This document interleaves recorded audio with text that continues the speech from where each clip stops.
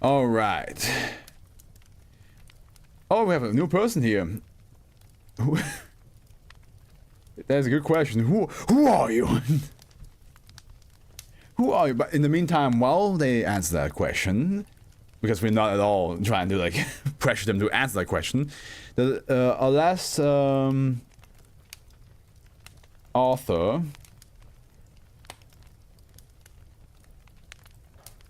Naima, you have to stop changing your like Twitch names so often. Stick with one. You had like 6 different names.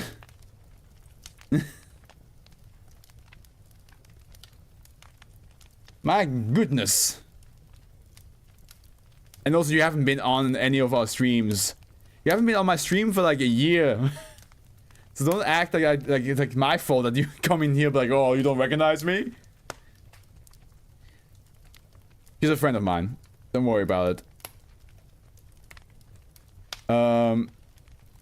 We have Communism Will Win as our next author. We had them very recently. We had them last weekend. We had last weekend, and we had them with Mr. Meme. Yeah, remember, we all remember Mr. Meme. He was the guy who was able to like gather a lot of like information out of nowhere and was making a meme out of it. Like he basically was like a hacker, basically. I didn't know you guys took attendance. Well, we don't, but you cannot be surprised if you don't show up for a whole year and then you come back like, hey guys, what's going on? And it was like, who are you? You can't be shocked. I have not been able to like read to your voice message yet, but I will after the stream is over. Alright, Communism Will Win. We have now... Is that the Molte Voci? Okay, here we go, guys. Oh, this is written way different than usual. Okay, sure. Assign this one the designation SCP... Huh. 542 if there are any objections. Russo Jr. Interesting, it's not even like the original SCP designation. That was taken yesterday. Just put it at an unused slot until we can figure out how to make a formal designation stick. Russo Sr. Welcome to Fluff still. Yeah, McKenna, you give a good old format screw? Yeah, I'm excited. You and I, because of one, we love format screws. McKenna, you tweet an email to a warm welcome while I'm reading this stuff. The old title changes every time the page is refreshed. I assume it has something to do with the way this affects information. Okay, we should read this and then refresh the page just to see if anything has changed, okay? Keep that in mind, people. Yes, this should serve as an example of the anomaly properties. I recommend leaving this intact since it's basically harmless. Scranton. No objection, Russo Senior. 2 days later, and we're still out a designation. Let's just use an informal designator so the report doesn't have to use the item and the anomaly to death, Russo Jr. How about the Molte Voci, Italian for out of many voices, Grimes? Fine by me, unless someone who actually is fluent in Italian can improve it. Not assigning an object class, it's not going to stay put. And the database search will probably choke on it somehow, Russo Senior. I'm always lost when it comes to... Yeah, I mean, you haven't been here. And you also, like, we need to, like, actually sit down one day and talk about it fully. Because, like, you always show up for, like, half in between SCPs. And then you leave, and you come back, and then it's something completely else. You're like, I'm not any smarter. So I will eventually like sit down with you and actually just explain it in a way that when you ever do a random showing again, stop this bullying. Never, never. Then you can be like, now I am the smart one. And then if somebody else shows up and be like, I have no idea what's going on, you'd be like, huh, let me explain to you, my dear child. You innocent little thing. I'm here to explain to you how it goes. In lieu of an object class, the Molte Voci makes documentation a huge pain, as you can tell. but preventing the spread of its anomalous effect has been pretty doable. Stay on your toes until we figure out exactly what it can do and can't do. Though, benvenisti. Mechanic, you're not helping. The database search already excludes info hazards, so you don't need to worry about that. Rosen, oh hey, this leads to somewhere else. Okay. Not gonna read that. For the Voci itself, also, to be fair though, you did come in to the one SCP that's not reading like the regular log. So you went from reading a normal fictional story to a scientific book, and you're like, how is this connected? And you're like, here's the fun part. It doesn't. I see no reason to stand the lockbox wouldn't work. Should definitely stay outside 82 since transport risks incidental contamination. Kingham. A few of that size lockboxes are password locked. I'm not seeing anything to suggest it would affect those, but keeping it under literal lock and key seems like a prudent precaution nonetheless. Benvenisti. Anything key to specific phrases, numbers, etc. It could be unreliable if the anomaly goes off script. That should be the guiding containment principle. I will try to give them all different voices, but there's like so many names popping up. Graph. And let's see where graph leads to. Oh, that's one of the... Hey, that's two... Okay, wait, hold on. 2357. Oh, was it the... Yeah. It was the one. It was yeah. The short SCP that's meant to be short. It stays short. It has to be a certain duration, and people love it for that. What about retinal scanners? Site 82 bulk storage is behind one, and without those or ID badges will be pretty low on effective security options. This has a strict don't rely on facial recognition policy, and I don't really want to know why. Benvenisti. Retinal scans are almost definitely fine. Just remember to CC me on any bug reports in that system. Graph.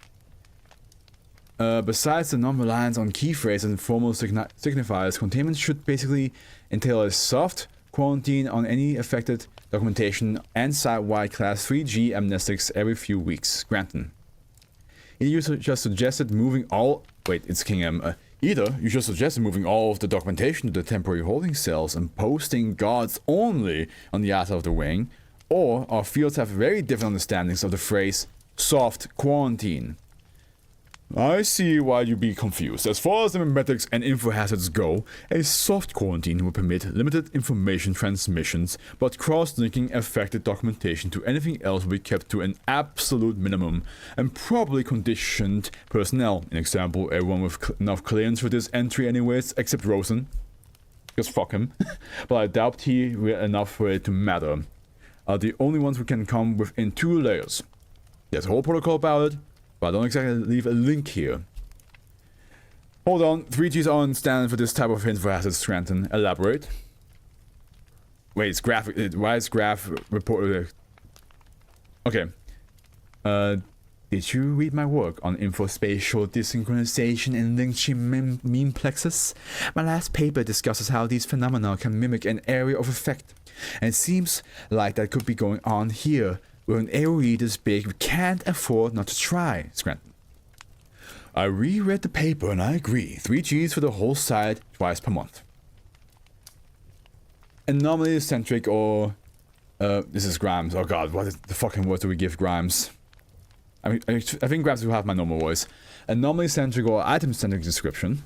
Ease of reading would normally dictate item-centric, but given the circumstances, I feel that the anomaly should go through a description first. Item-centric is fine, Russo Jr. I'll get to work. Grimes. The Molte Voci is an Harlequin mask made of carnival glass. Actually, hold on. That rhymes. Harlequin mask made of carnival glass. Could that be relevant? Does it? Wait. Ha and car. Well, mask glass is a very soft rhyme. Rhymes. I would not say that. It's doubtful. Rhyme-sensitive anomalies usually manifest differently, and an English rhyme would be bizarre in this case. But I would not rule it out. Good eye, Grimes. The lab didn't find anything unusual except traces of oil on the inside, which suggests it's been worn. How to say when, though? Okay, that's another person. God damn it, there's so many people! Just wait, Naima, just wait till the next SCP, then that one will be easier to get to understand. Hopefully, maybe.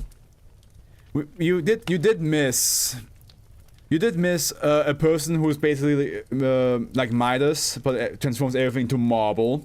That they touch, even like the dust around them became marble. You missed Cozy Cemetery with people popping in gravestones out on the ground and actually find it peaceful. Some of them panicked. You missed a owl that makes you shrink the further away you are. Like it will pull towards the owl will look at you and you will pull towards the owl, but it also shrink. And whatever head movement the owl does, you will fucking fly with it. And then giant skeletons from Japan. You missed the easier stuff, is what I'm trying to say. We're seeing how they're writing this SCP in universe. Yeah, it sounds like it's like literally discussing like how do we explain this SCP. Where was I? The central anomaly involves the disruption of certain information randomizing some pieces and replacing others with whatever discussion into grimes. You should have told me, bitch. Why should I have told? I have been doing this for fucking 5 years. I've been streaming it for 3 years. I've told you that I'm doing it every Saturday, Sunday. There's nothing, like, there's no misunderstanding from my side to you. You have seen me doing it, and I've been doing it non-stop. It's not my fault that you can't keep in mind that I do it every weekend. Every single weekend except on vacations and Christmas.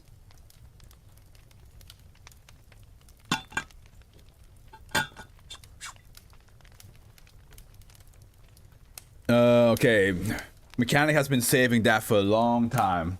He wants me to whisper.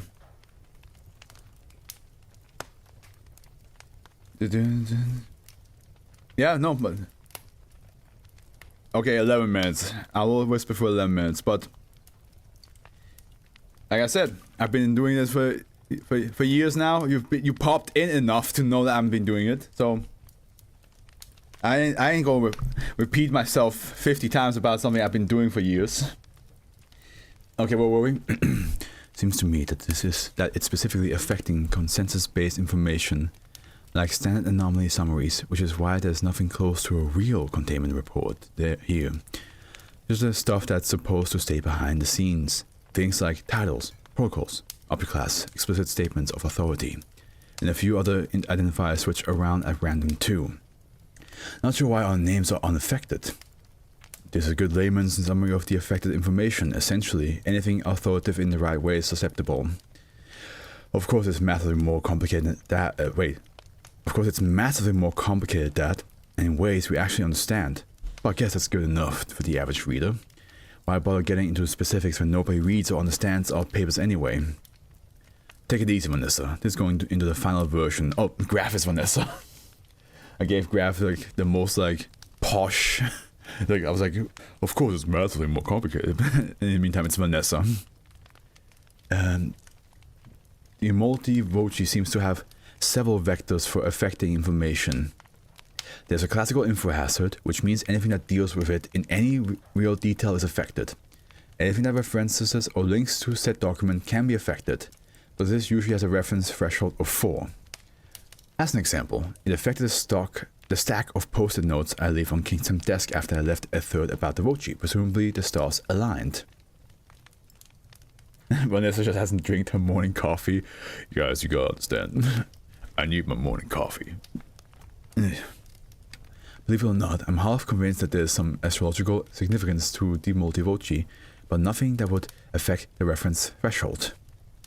Not too long after initial containment, we figured it out. It got a lot weaker outside of a 310-meter radius. I'm gathering that the Brainiac consensus is that it's not just a standard area of effect, though. By way of advanced info-hazard studies and my own pet theories, yes, it's not really a concern as far as containment goes, but there's some research implication that we'll add once there's anything concrete to say. Scranton. The death toll is 43 containment summaries like this one.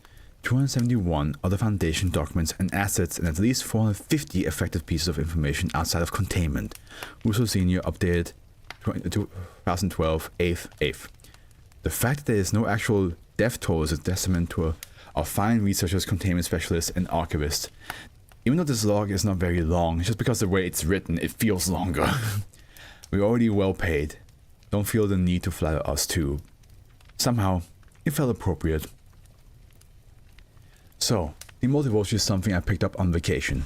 Yes, those rumors about Foundation agents stumbling across SCPs on vacations are real, or at least they were for me. Anyways, I was checking out an antique shop in Sicily, which is to say I was asking for trouble, when I find an extremely pretty glass mask that looks like it belongs to the jester. The woman at the front counter calls herself Greta, was adamant that she did not want money for it. Oh, okay, that's red for some reason. But it's not an external link, and instead wanted to barter for it. After a delightful hour talking over coffee with a 70-year-old woman, I got the mask. She claimed that it could dispel lies, and thus had no more use to her. I got the sense that it wasn't a conversation she wanted to have, but I didn't press her. I flew home 2 days later. Okay, I have to leave now, but I will join early next time. Have fun, guys. Alright, remember, Saturday, Sunday. at 22 o'clock. That's when I do these streams. No other time. Are you going to sleep, right? Because after the stream is over, which I'm at the halfway point, I will listen to your voice messages and probably respond. I actually triggered it for properties the day before I left while on the phone with my mom. When I attempted to sum up Instagram's responses to the mask and end up reciting all 20 comments, I chalked it up to being tired and brought it with me to work. The same thing happened there, and that's about when they started to look at its containment. The antique shop from which the Molte was obtained had been closed down prior to our follow-up visit. The proprietor of the laundromat next door claims that the store had been operating at a loss for an extended period of time.